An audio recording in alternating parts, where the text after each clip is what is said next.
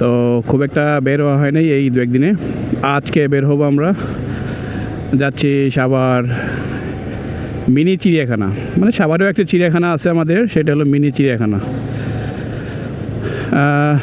Family নিয়ে যাচ্ছি। So দেখা যাক কি কি আছে সেই মিনি চিড়িয়াখানায়। এর আগে আমরা ফ্যামিলি সহ গিয়েছিলাম আমাদের যে বিখ্যাত মিরপুরের ন্যাশনাল জু।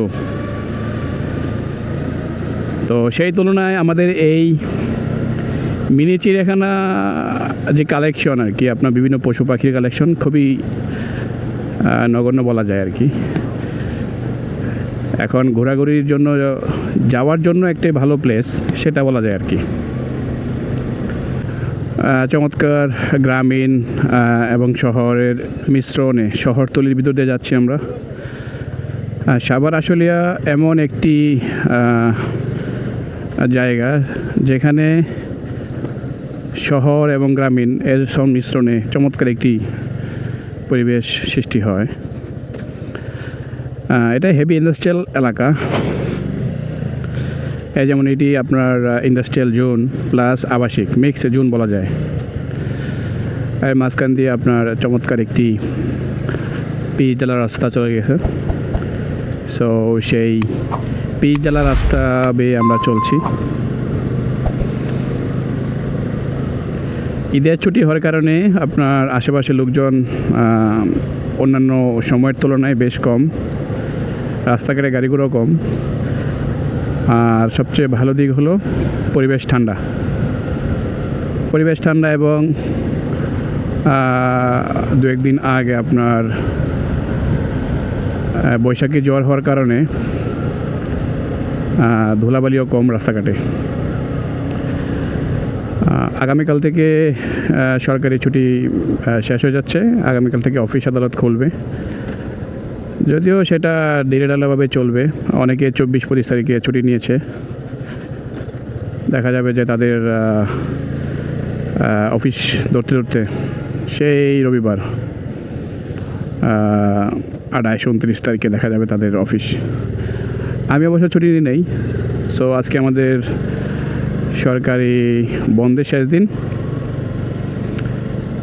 যদিও অফিসিয়ালি 7 দিন ছুটি দিয়েছিল আর কি আমাদের সরকারি ছুটি, কিন্তু আমি পেয়েছিলাম 5 দিন। 2 দিন আমাকে অফিস করতে হয়েছিল। শিল্পাঞ্চল এবং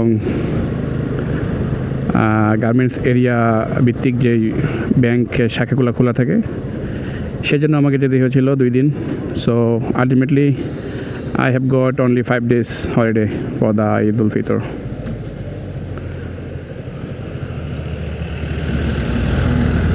So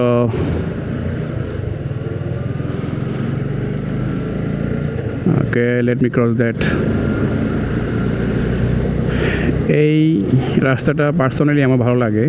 আপনার দুই পাশে সারি সারি গাছ, খুব একটা প্রাণ চঞ্চলতা নেই এবং গ্রামীণ একটা আবহাওয়া এখানে কিন্তু বিদ্যমান। যদি এটা গ্রাম বলা যাবে না, এটাকে শহরতলি। গ্রাম এবং শহরের সংমিশ্রণে যেটি গঠিত হয় সেটাকে বলে শহরতলি বা সাব আর্ব, ইংলিশে বলে suburb. Savar Ashulia industrially heavily developed,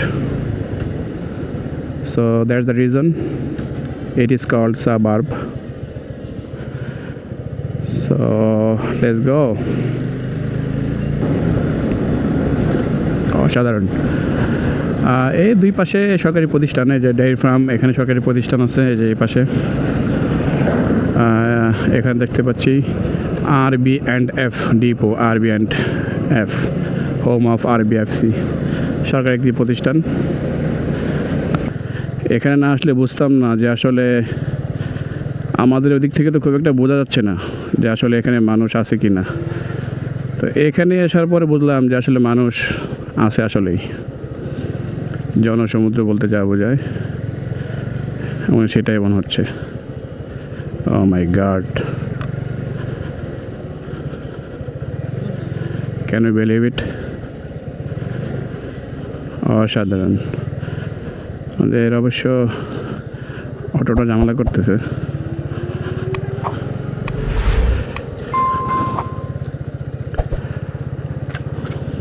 মাই গড, মিনি চিড়িয়াখানা, সাভার মিনি চিড়িয়াখানা।